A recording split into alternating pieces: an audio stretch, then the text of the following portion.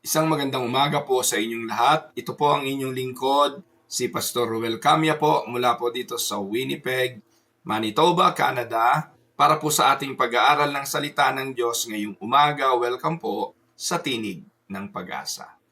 Dalangin ng aking puso na datnan po kayo ng pamamahayag na ito na kayo po ay nasa mabuting kalagayan. Ang ating pong pag-aaral ngayong umaga, again, ay continuation ng ating series on the life of prayer. At ang atin pong tatalakayin ngayong araw ay may kinalaman sa suffering. Prayer in times of suffering. Ito po ang ating tatalakayin at hahanguin po natin ay atin pong pag-aaralan ang sinasabi ng banal na kasulatan sa Psalm chapter 42, 1-11. At tingnan po natin ang isang panalangin sa aklat ng mga awit at unawain ano nga po ba ang role ng suffering sa ating mga buhay at ano ang nagagawa ng pananalangin sa mga panahong ito. Atin pong basahin ang mga talata. As the deer pants for streams of water, so my soul pants for you, my God. My soul thirsts for God, for the living God. When I can, I go and meet with God. My tears have been my food day and night, while people say to me all day long, "Where is your God?" These things I remember as I pour out my soul, how I used to go to the house of God under the protection of the Mighty One with shouts of joy and praise among the festive throng. Why, my soul, are you downcast? Why so disturbed within me?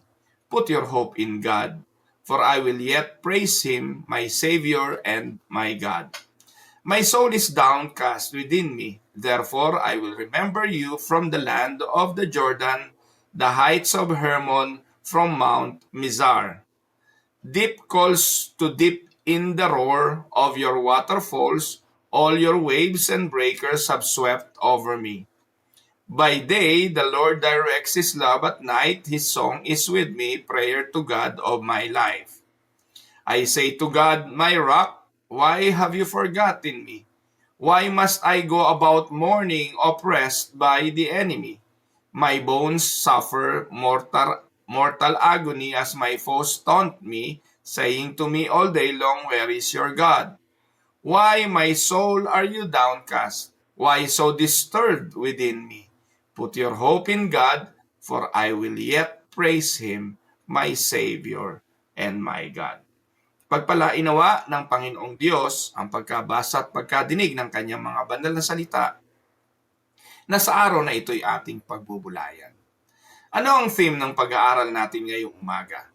In seasons of suffering, prayer becomes the God-ordained means by which the believer wrestles honestly with pain while anchoring the soul in hope in God.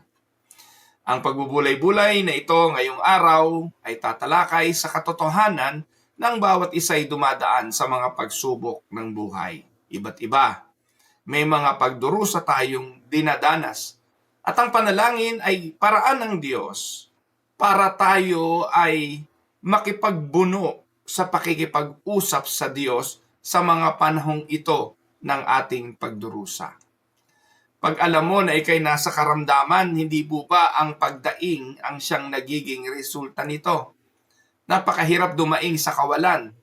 Madalas pag tayo'y nasakit, ang anumang bagay sa katawan, ngipin, tiyan, o yung mga nagbibigay ng matinding pain sa atin. Madalas tayo bumabalik doon sa fetal position. Naghahalo-kip-kip tayo at tayo dumadaing. At madalas, ano ang ating tinatawag? Tumatawag tayo sa pinakamalapit na tao sa buhay natin. At madalas, ang tinatawag natin ay inay. Nakakagaang ba kapag tinatawag na inay? Hindi. Nababawasan ba ang sakit kapag tayo tumatawag ng inay? Hindi. Pero ito ay ating mechanism. The way to cope with the pain of life is to call on somebody. Amen po ba? Instinct natin yun eh. Kumbaga built-in mechanism na kapag tayo ay nadapa, nasaktan, tayo ay iiyak, at hahagulgol at tatawag tayo ng pinakamalapit na tulong. Ang panalangin ay nilikha ng Diyos para sa kanyang mga anak. Automatically, para sa mga believer, ang prayer ay ating paghinga bilang isang mga mananampalataya. Vital. It is a vital tool given by God Himself. Para sa lahat ng pagkakataon, tayo ay tumawag, dumaing, at siya ay kausapin. Kaya nga mga kapatid, kapag sa kasaganaan ng buhay, nalilimutan natin ang tumawag, sa mga kaalwanan, kasayahan, kaginhawahan, nakakalimutan nating tumawag, hindi po ba pinaparanas tayo ng sakit, ng pagdurusa, para tayo'y dumaing?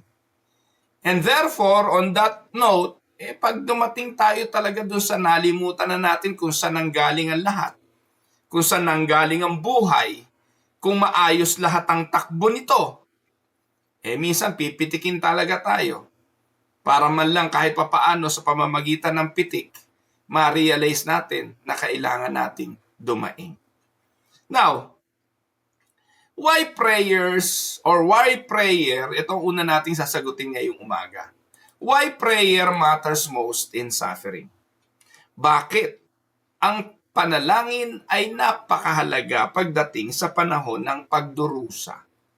Alam niyo mga kapatid, gaya ng binanggit ko kanina, suffering is one of the most universal human experiences. Yung nasa palasyo ay nakakaranas nito, ganun din yung nasa squatters area. Ang pinakamatalino, ang pinakamangmang, ang pinakamayaman, ang pinakamahirap, ang anumang uri ng nilalang dito sa mundo, universal experience ang pagdurusa. Iba-iba ang pagdurusa. Yes, pwede natin sabihin, magkaiba naman yung umiiyak sa Lamborghini kesa umiiyak sa kariton. Oho, magkaiba nga ho yun. Pero yung pain ng pag-iyak, parehas. At ito po ay nararanasan ng bawat isa. Whether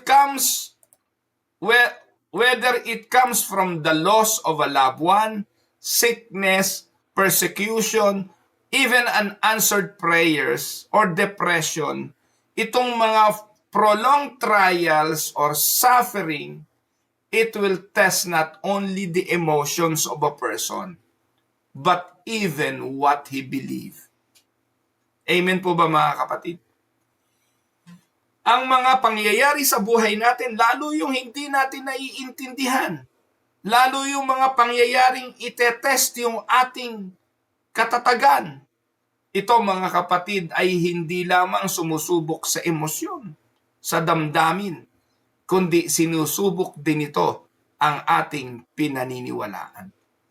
Many believers struggle with prayer during suffering. At madalas, kapag nasa pagdurusa, ano ang mga tanong? No? Anong mga ginagawa natin sa panahon ng mga pagdurusa? Sometimes, we question our faith. Ang tanong, what do I say to God during suffering? Pag ikay nasa pagdurusa, ano tinatanong mo sa Diyos? What does God feel? Why does God feel silent? Those are the questions. At madalas, ito pa ang tanong, malibang tanungin ng Diyos sa panahon ng suffering. These are the questions that we need to answer when dealing with suffering. Ano ang sinasabi natin sa Diyos sa panahon ng suffering? Ano laman ng panalangin mo pag ikay nagdurusa? What is involved in your prayer when you are in suffering? Tapos pag hindi ka sinagot, ano ang tanong natin? Bakit tahimik ka, Lord? Bakit wala kang ginagawa? And the last, is it wrong to question God during suffering? Tingnan po natin at makikita natin sa ating mga talatang pagbubulayan ang sagot sa tatlong katanungan na yan. Psalm chapter 42 answers these questions by showing us what faithful prayer looks like when the soul is overwhelmed by grief by sickness, by persecution, by an unanswered prayers, by depression, or even prolonged trials. So the psalm teaches us that true prayer in suffering is not polished. Hindi pinaganda. Hindi, ano tawag doon? Hindi ko sinasabing hindi inisip, pero ito'y isang panalangin na tapat, God-centered, and hope-filled. Mga kapatid, kapag may nasakit sa iyo, hindi mo na mailarawan ng sakit. Hindi mo na mailatag ng mas maayos sa salita kung ano yung sakit and suffering. Madalas ungol na nga lang hindi po ba? Minsan, daing na lang. At ang panalangin mga kapatid, dumarating at humahantong sa pagiging isang daing na lang. Nakaranas na po ba kayo nung gano'n na hindi nyo na kayang ipaliwanag ang sakit Ang inyo na lang ginagawa umuungol na lang kayo because of pain. At ito yung isa sa pinaka-sincere and honest kind of prayer. Kesa naman doon sa talaga namang ilalatag mo pa, isasalansan mo pa ang mga salita, pagagandahin mo pa sa harapan ng Diyos as if hindi alam ng Diyos ang nangyayari. Kaya tinalaki ko po ang bagay na ito ngayong umaga para ipaunawa na hindi kailangan ang eloquence, ang mahusay na paglalatag ng mga salita para kumbinsihin ng Diyos sa ating mga kahilingan dahil una, hindi naman nababago ng dasal ang kalooban at ang plano ng Diyos. God is a God who is sovereign. He knows what is good. And He just wants us to communicate with Him through prayers. And primarily, the purpose is for us to be changed. Not Him to change. Because God never changes. Tayo ang nangangailangan ng paghubog. Tayo ang nangangailangan ng pag-unlad sa ating paniniwala at pananampalataya. Tayo ang dapat tumibay sa pagkaunawa sa kanyang mga salita at panuntunan. Kaya lagi tayong ini-encourage na manalangin. Let us now go to the context of Psalm 42. Yan, maganda to Actually, ginawa nga itong kanta, hindi po ba? Mamaya, subukan natin kantahin. So, ang context ng Psalm 42, ito sinulat ng mga anak ni Korah. At ito, most likely, ay na-compose during their exile or forced separation from public worship. Hindi ko na masyadong kahabaan, pero yung mga anak ni Korah na yan yung mga itinakwil sa pananambahan Ano po? So, anyways, ang psalmist, sa oras na to ng ating pagbasa ng Psalm 42, ipinakita yung kanyang kalagayan. Sabi, there is spiritual dryness, emotionally distressed, socially mocked, and yet still they cling to God. Yan ang laman ng Psalm 42. Spiritually dry, emotionally distressed, socially mocked, yet still they cling to God. So this is very important. The psalmist is a believer and not an unbeliever. So ang sumulat ng Psalm 42 ay isang mananampalataya, hindi unbeliever. So faith does not remove suffering, but it changes how we suffer. Ipinakikita rito ang katotohanan na kahit mananampalataya ka, kahit naglilingkod ka sa Diyos, kahit bahagi ka ng gawain ng ministeryo ng Panginoon, hindi ka exempted sa karamdaman, hindi ka exempted sa trials or sa sufferings ng buhay. At hindi dahil nananampalataya ka, katulad nung sinasabi ng iba, na magkaroon ka lang ng faith, it can move mountains. Na para bang ang ibig sabihin nun, hindi ka natatablan ng sakit, hindi ka na magkakaroon ng karamdaman, hindi ka na magkakaroon ng problema sa finances, etc., etc. Hindi ganon. Dito ang psalmist ay pinaniniwala ang mananampalataya, may pagtitiwala sa Diyos, and yet, sa kabila nun, nandun yung spiritual dryness, emotional distress, social mockery, and yet sa kabila nun, nanangan pa rin sila sa pag-asa sa Diyos. Amen? Now, puntahan natin ang Psalm 42 at isa-isahin natin ang pagtalakay sa mga talata. The exposition of Psalm 42. Unang punto, suffering produces a deep longing for God. Can we say amen? Kagaya ng binanggit ko kanina, ang isang anak, kapag sumasakit anumang parte ng kanyang katawan, iiyak. At ang pag-iyak, kung hindi man mailarawan sa pamamagitan ng magagandang salita, ay palatandaan ng isang pagdaing at paghingi ng tulong. Yung mga baby na po, pag may nasakit, iiyak. Pag nangangati, iiyak. Anumang discomfort, iiyak. Pag nagutom, lalong iiyak. So, ito po mga kapatid ay normal na proseso. Dahil alam ng Diyos na darating naman talaga ang discomfort, darating naman talaga ang hunger, darating ang iba't ibang mga emosyon sa buhay ng tao. At pwedeng mabago, hindi man yung kalagayan ng hunger, hindi man yung kalagayan ng whatever suffering it was or it is, pero yung puso natin, meron tayong madadaingan. Sa Psalms 42, 1 and 2, anong sabi? As the deer pants for streams of water, so my soul pants for you, my God. My soul thirsts for God, for the living God, when I can go and meet with God. Ito yung, as the deer panteth for the water, so my soul longeth after thee. Yun eh. Yung kantang As the Deer. Now, ano key insight sa mga talatang ito? Take note. Suffering strips away false comforts and exposes soul's deepest need. Not answers, not relief, but God Himself. Ang pagdurusa, tinatanggal talaga yung comfort. Ine-expose ng suffering ang isa sa pinaka-malalim na pangangailangan ng ating kaluluwa. Hindi ang comfort ng material things, hindi ang relief sa kaginhawahan ng katawan, kundi ang Diyos mismo. Kasi sa Diyos tayo nalalayo at ang purpose ng suffering para ibalik tayo sa Diyos. You remember the story of the prodigal?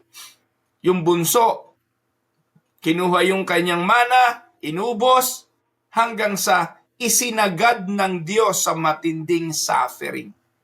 At sa matinding suffering, he came to his senses.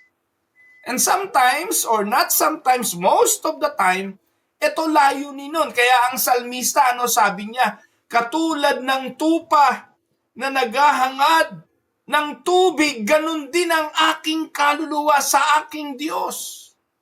Ang aking kaluluwa ay nauuhaw sa Diyos, sa buhay na Diyos. Mga kapatid, there is a purpose on suffering. And the purpose of it is for us to cry out, for us to call upon the Lord. Amen? So the deer is not casually thirsty. Pag ang tupa ay nauhaw, desperate moment na yon. So prayer in suffering is not often eloquent. It is urgent. Amen? Subukan ninyo na maayos ang lahat ng takbo ng buhay. Kung hindi nyo man maalalang manalangin at kayo'y nananalangin, tingnan ninyo rin ang inyong mga panalangin. Ano laman? Most of the time, punong-puno ng eloquence. Punong-puno ng magagandang mga pangungusap. We follow, yung tinuro nga natin prayer dito We follow the asked prayer. Puno ito ng adoration, ng confession, ng thanksgiving, ng supplication. Dahil sinabi ni Pastor Will, dapat ganun daw manalangin So, ganun ang ginagawa namin. Pero mga kapatid, pag ikay nasa pagdurusa, wala nang kwenta kung anong style ng prayer mo. Ito tandaan ninyo, sa panahon ng matinding pagdurusa, ungol lang sapat ng dasal. Why? Because it is an emergency. Amen? Yung nahiwa ka ng kutsilyo, hindi ka magmamadaling pumunta sa ospital. Dahil alam mo, hindi naman ikamamatay yan eh. Pero mga kapatid, kapag may nakatarak na kutsilyo sa dibdib mo, that is an emergency. Hindi na kailangan magbihis. Hindi na kailangan magpalit ng kasuotan para pumunta sa ospital. It is an emergency, urgently needed ang pagtugon sa pangangailangan. Likewise, sa spiritual, mga kapatid, lalapit tayo sa Panginoon, na po, iba yung regular Sunday worship kung saan nagpe-prepare pa tayo, naghahanda tayo, nagbibihis tayo, inihahanda natin ang sasakyan, lahat para makarating sa pananambahan to meet with God. Pero during suffering, you don't need any preparation. You just cry out. Umuungol na lang tayo sa dasal. Amen? O bakit ko sinasabi ito? Kasi sa dami na po ng tinalakay natin sa pananalangin, sa dami na po ng explanation about prayer na aking diniscuss, we even discussed yesterday, spiritual warfare, paano makipagdigmaan sa gawa ng masama. Pero may isang panalangin na napaka-importante. At ito yung dalangin sa panahon ng pagdurusa. Na minsan na-overlook natin, na pinaparanas ng Diyos upang maging mas malapit tayo sa Kanya. Kaya mga kapatid, kapag dadalaw kayo sa may mga karamdaman na hindi nyo na makausap, na hindi na po makapagsalita, huwag nyo nang pilitin. Yung ibang mga pastore, pinipilit pang pasunurin, sunod ka sa akin ha? Follow me, Lord Jesus, Lord Jesus. Mga kapatid, pagdaing lang, alam yon ng Diyos. Ungol lang, alam yon ng Diyos. At ang pananalangin, hindi para sa iba, hindi para iparinig sa iba, kundi ito'y dalangin personal sa Diyos. Naintindihan niyo? This longing is evidence, mga kapatid. Ito pong panalangin ito sa Psalms 42, 1 and 2, ay evidence of a regenerate heart. It is an evidence of regenerating grace. Hindi naman tayo makatatawag sa Diyos kung hindi binago na ng Diyos ang ating mga puso. Only a renewed heart truly longs for God. We know that nobody seek God because no one understands Romans 3:10, 11. But those who have been regenerated by God will always seek God, especially during suffering. Can we say amen, mga kapatid? So suffering is not always a sign of God's absence. Kaya yung tanong na nasa ng Diyos? Wala ka, Panginoon! Nung ako'y nagdurusa, nasan ka? Nung namatay nanay ko, namatay tatay ko, nasan ka? God seems absent during that time. But He is not. Often, it is the means God uses to draw us closer to Him. That is the purpose of sufferings. Amen? Letter A, suffering produces a deep longing for God. Dahil totoo, hinahanap naman natin ng Diyos kapag emergency, kapag kailangan natin siya. Na madalas, hindi natin ginagawa kapag wala tayong pagdurusa. Letter B, suffering involves honest lament. Matatagpuan natin to sa verses 3 and 4 ng Psalms 42. Ano sabi ng salmista? My tears have been my food day and night, while people say to me all day long, where is your God? These things I remember as I pour out my soul, how I used to go to the house of God under the protection of the Mighty One with shouts of joy and praise among the festive throng. Yan. Dito mga kapatid, the psalmist does not hide his pain. Hindi itinago ng sumulat ng awit na ito ang kanyang pagdurusa. Merong mga taong mahusay magtago ng damdamin eh. Yung mga pretentious, madaling magkubli ng kanyang damdamin. Pero sa Diyos ba may maikukubli tayo? Sa Diyos ba pwede tayong magsinungaling? May turo ngayon yung mga Pentecostal eh. Yung mga charismatic. No? Huwag mong dapat lagi lang masaya. No? Di ba dapat lagi tayong masaya? Hindi tayo dapat tumatangis. Huwag tayong magpatalo. Eh di ba pretension madalas yon? Bigat na kalooban mo, magtatatawa ka pa. Luka-luka ka nun, kapatid. Yung bigat na kalooban mo, puro ka pa rin, hallelujah, hallelujah, hallelujah, na hindi naman totoo. Para lang ma-reverse yung psychology sinasabi.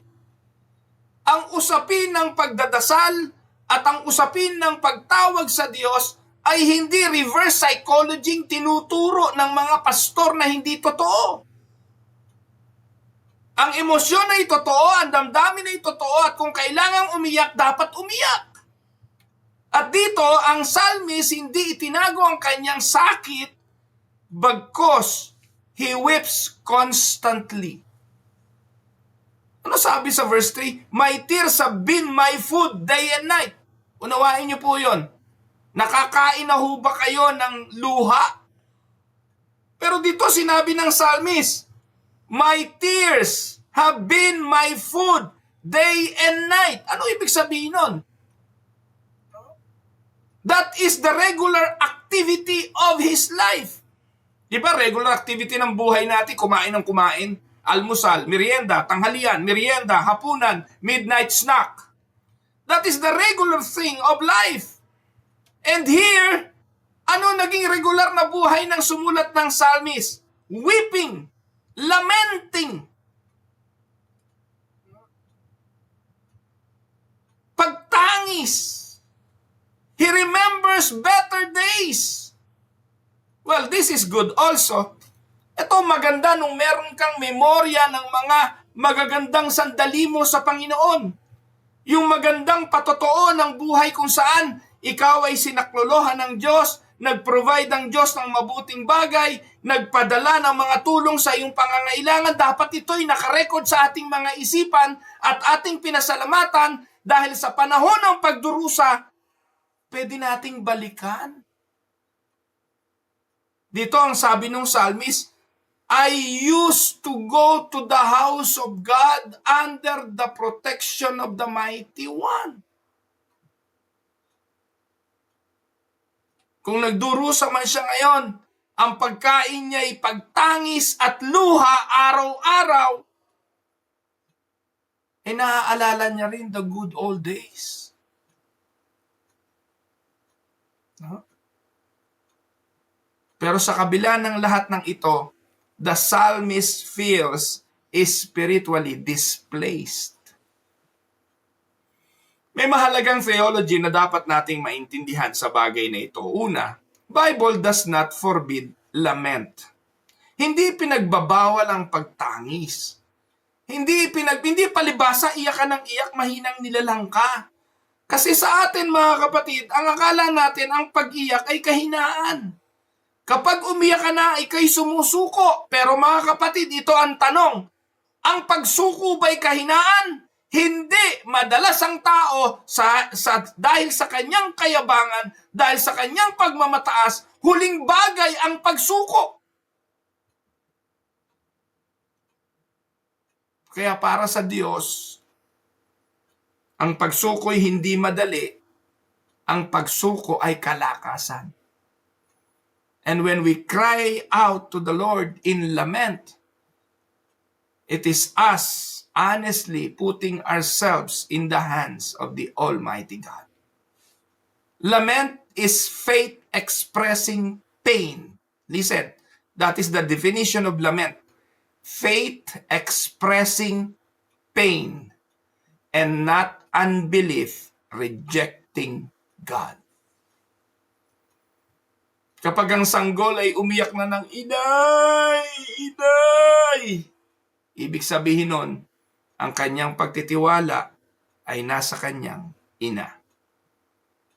And when we cry out to the Lord, Lord, Lord, ibig sabihin nun, ang Diyos na ang ating pag-asa. Like a child crying in a parent's arms, tears do not mean rejection, they mean trust.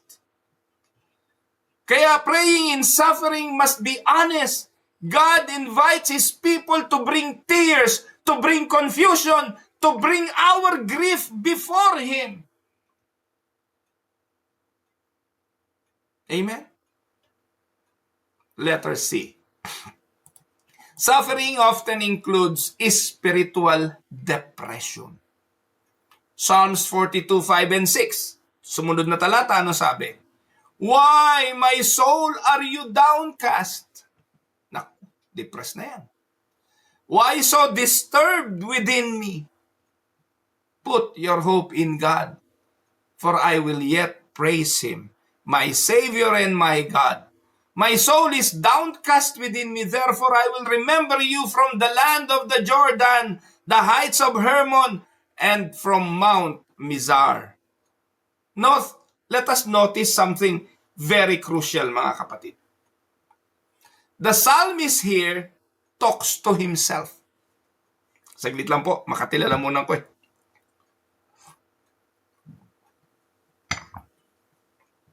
Yan. Why my soul are you downcast? Sa pakikipag-usap ng salmista sa kanyang matinding pagdurusa, kinausap niya ang kanyang sarili. The psalmist talks to himself. He does not let his feeling define the truth.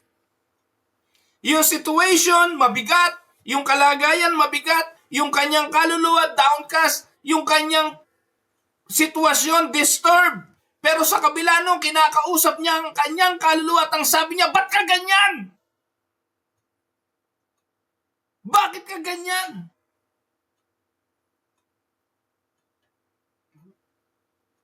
At napakaganda ng sinabi. Put your hope in God. Minsan, kailangan din natin kausapin ang ating mga sarili sa mga pagdaing.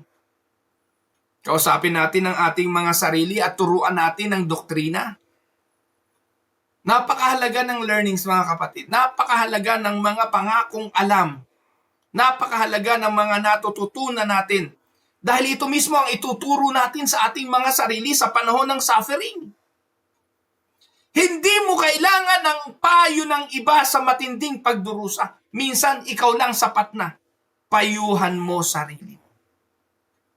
Kausapin mo sarili mo. At sa pagkakataong ito ang itinuturo ng psalmist.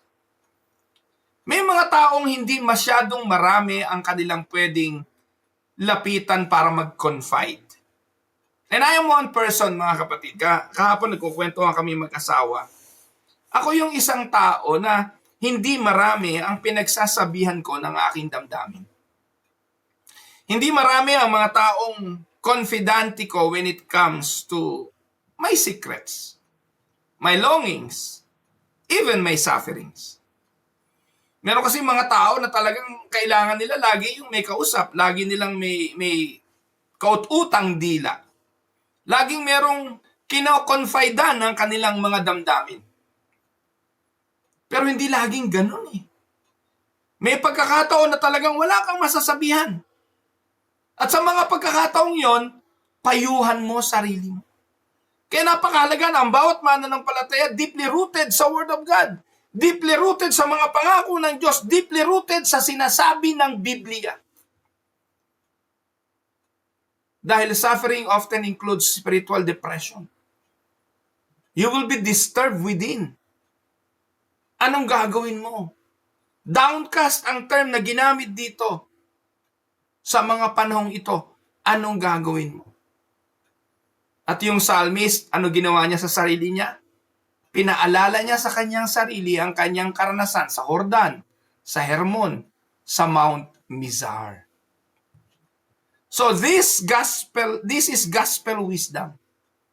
Take note, feelings are real, but feelings are not ultimate authority. Yes, you are downcast, but that is not the determining factor. The determining factor must be the truth. At ano ang truth?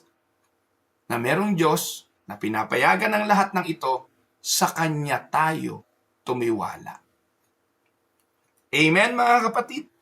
Naiintindihan niyo po ba ang kapahayagang ito? The believer must preach truth to his own soul. You need to put truth into your mind, into your hearts. Kaya this encourage Bible study, learning, personal devotion, personal moment of being alone with God in prayers.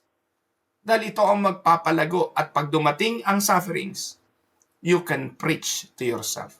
May handa kang sermon para sa sarili mo. Kaya mga kapatid, lahat ng tao dapat preacher. Lahat ng tao dapat preacher. At gumawa ka ng mensahe, hindi para sa iba, kundi una para sa sarili mo. Ito yung laging sinasabi naming mga pastor. Pag kami tumayo sa pulpito, bago pa namin buksan ng teksto at ipahayag ang sermon sa inyo, kami muna ang sinermonanon. Amen? Puso muna namin ang sinermonanon. Kaya kung ako po'y nagsesermon ng 7 days a week, 365 days a year, lahat yun sa sarili ko muna. Kaya pag dumarating ang pagsubok ng buhay, marami akong sermon kay Pastor Ruel. Marami akong sermon kay Pastor Ruel. Pastor Ruel, bakit ka ganyan? Pastor Ruel, why are you so downcast? Why are you so disturbed? Put your hope in God. Amen? In suffering, prayer may feel weak, but speaking truth to ourselves is an act of faith. Amen? Now, let's go to letter D. Suffering can feel like God is silent. Ayan ang sinasabi sa verses 7 to 10. Ayan. Sabi diyan, deep calls to deep in the roar of your waterfalls. All your waves and breakers have swept over me. By day, the Lord directs His love. At night, His song is with me, a prayer to the God of my life. I say to God, my rock, why have you forgotten me?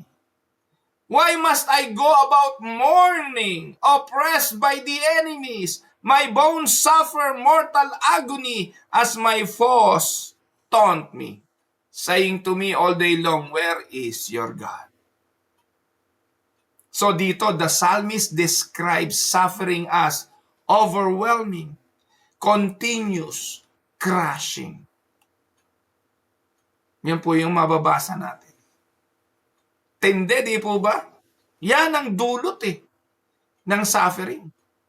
Nakakadurog, patuloy at paulit-ulit, and then overwhelming. Suffering can feel like God is silent.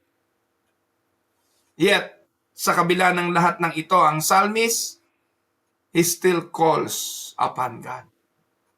Ano tawag niya sa Diyos? My rock and my salvation. Ano mahalagang doktrinang tinuturo nito? Important doctrines to understand. 1. God's sovereignty does not negate pain. It governs it. Yes, ang Diyos ay makapangyarihan. Alam niya ang lahat. Alam niya kung ano mabuti.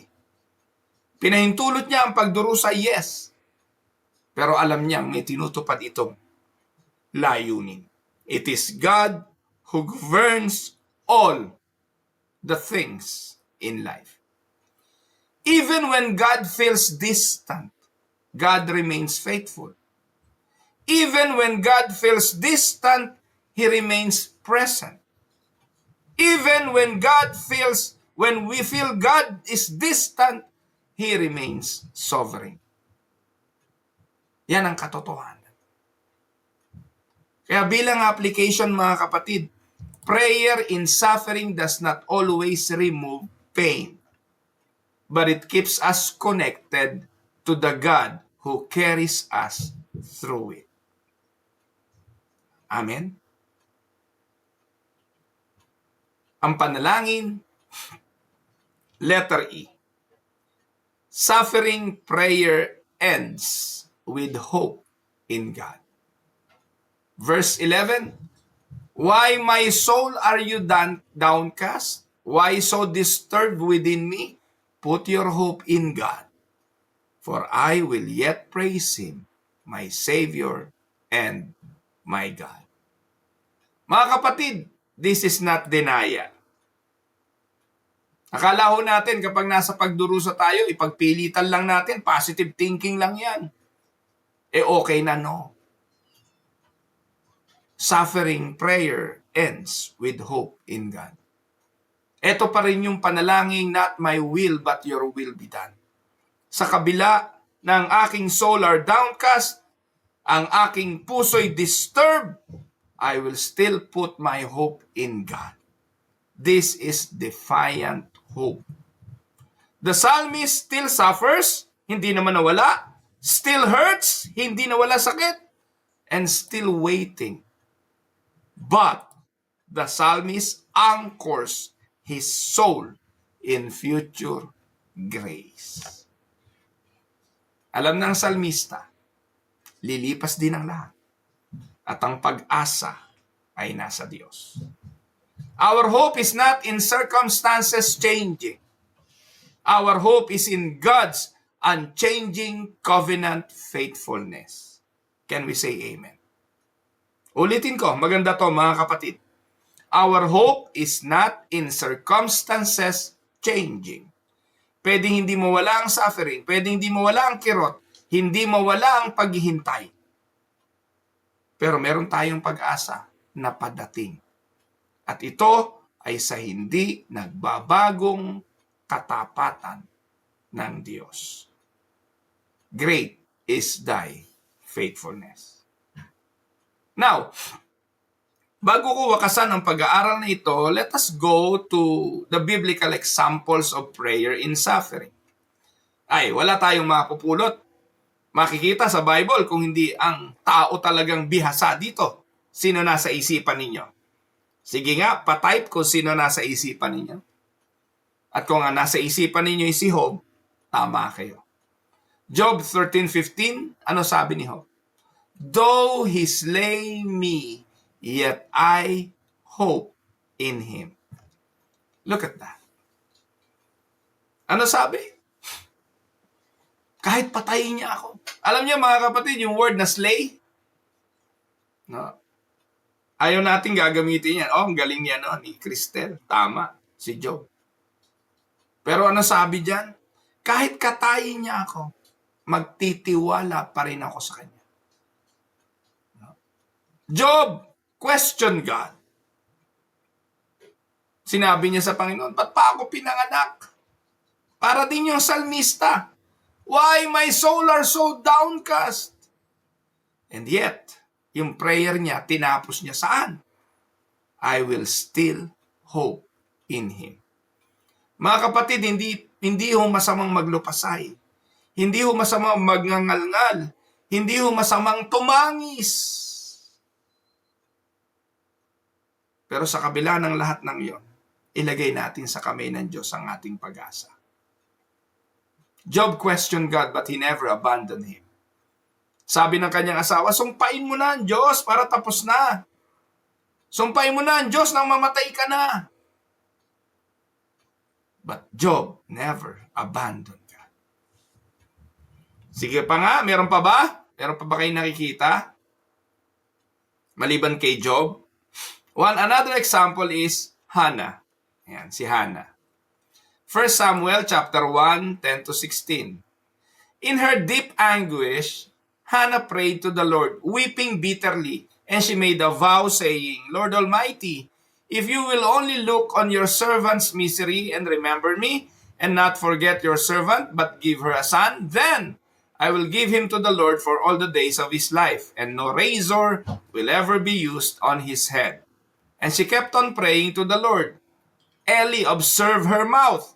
Hannah was praying in her heart, and her lips were moving, but her voice was not heard. Eli thought she was drunk, and said to her, How long are you going to stay drunk? Put away your wine.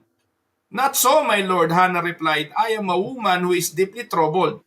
I have not been drinking wine or beer. I was pouring out my soul to the Lord. Do not take your servant for a wicked woman. I have been praying here out of my great anguish and grief. Nakita niyo po mga kapatid? Dahil sa matinding pagdurusa, bumubuka ang bibig, gumagalaw ang bibig, walang lumalabas na salita, puro ungol-ungol na lang si Hannah sa Diyos. At dahil doon, napagkamalan nga siya ni Eli na isang lasing na babae. That is deep anguish, silent prayer, and God heard every tear. Amen? Dininig ng Diyos ang dalangin ni Hannah at ibinigay niya si Samuel. Amen?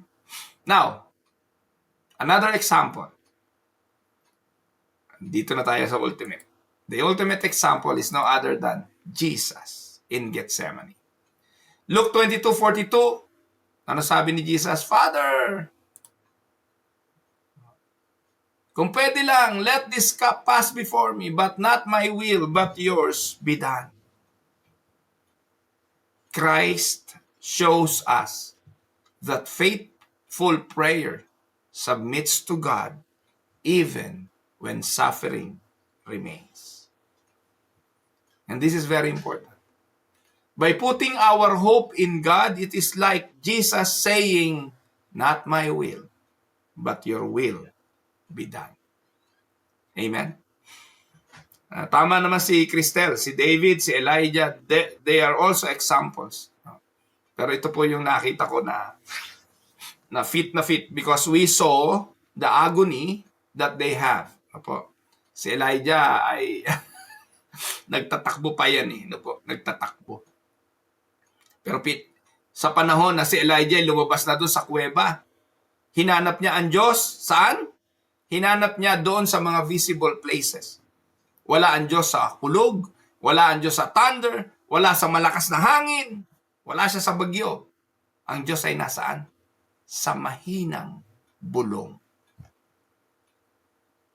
Maganda yung sinabi ni Cristel na yun. Na minsan ang Diyos ay mahinang bulong lang. Narinig niya ang ating mga mahihinang bulong. Amen? Now let us look at some practical illustrations. Mag-iisang oras na po ako. So illustration number 1, the storm and the anchor. Tandaan, a ship cannot stop a storm, but the ship can drop an anchor. Amen? Pag ang barko ay nasa gitna ng unos, hindi naman kayang patigilin ng barko ang unos. Pero merong pwedeng gawin ng barko. Ibaba niya ang kanyang angkla. Take note mga kapatid. Prayer does not remove every storm, but it anchors the soul in God. That is what Psalms 42 is all about. Why so downcast, O my soul? Put your hope in God. Illustration number 2. The dark room. Like eyes, our eyes, adjusting in darkness, suffering teaches us to see by faith and not by sight. Amen? Now, let us go to the practical application para sa mga mananampalataya. 1. Pray honestly, not formally. Maging tapat lang tayo, hindi kailangan ng pagalingan ng salita. Hindi rin kailangan ng paramihan. Hindi kailangan sundin yung acts. Amen? Tinuro mo sa amin, ganun dapat manalangin. Yes! Those are kinds of prayer. And that is why I am discussing to you today the praying for suffering. Because in times of suffering, hindi mo na maiisip, ano ba una? A, adoration. Oh, hallelujah, praise God. God doesn't need your formality. You just need to be honest. Amen, mga kapatid. Bring scripture into your prayers. Bakit? Paalala mo sa sarili mo, hindi sa Diyos. Ipaalala mo sa sarili mo ang doctrine. Ipaalala mo sa sarili mo ang mga turo ng scripture. Ito yung sagot sa katotohanan, ito yung sagot sa kasinungalingan na ini-inculcate sa iyo sa panahon ng suffering. Amen? Third, do not isolate. Suffering prayer is often sustained by the church. Magsimba ka pa. Dumalo ka sa gawain. Pakinggan mo, hindi lang ikaw ang nasasaktan, hindi lang ikaw ang nagsasuffer. Makakatulong ito para sa iyong pagaling. Fourth, wait patiently. Delay is not denial. And the last, fix your hope on Christ who suffered for you. Amen, mga kapatid. And now, for the conclusion. Prayer in times of suffering is not about finding the right words. Prayer in suffering is about clinging to the right God. Psalm 42 teaches us we can cry, we can question, we can feel weak. Yet, we say, hope in God. Because our hope is not in our strength, but in His faithfulness. Of course, makikita po natin mga kapatid na may mga panahon pa rin na hindi naman nabago ang sirkumstansya. Pero at least, we have a hope na nakaangkla sa isang tapat na Diyos. Amen? Tayo po'y tumuo. Tayo po ay manalangin. Gracious and sovereign God, we come before you as your people, often weak, often weary, and sometimes overwhelmed by the weight of suffering. You are our God. You sees our tears, hears our cries, and knows the depth of our hearts. Panginoon, when our souls are downcast and our strength is gone, teach us to hope in you. Kapag ang aming mga panalangin ay mukhang napakahirap at ang mga pagsasalansa ng mga salitay hindi namin magawa sa aming mga labi, dinggin mo ang sigaw ng aming mga puso.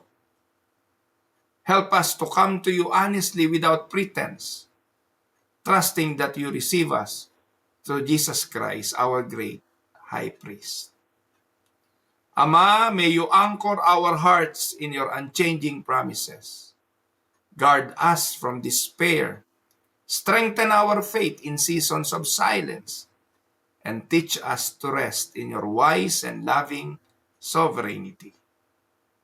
May our suffering draw us closer to you, not farther away. We thank you for Jesus, who suffered in our place, who prayed in agony, and who secured our eternal hope through the cross and resurrection. Fix our eyes on Him until the day when suffering will be no more, and we shall praise you forever. All these things we ask in Jesus' mighty name. Amen. Ito po ang inyong lingkod, si Pastor Ruel Camia, para po sa Tinig ng Pag-asa. God bless, mga kapatid.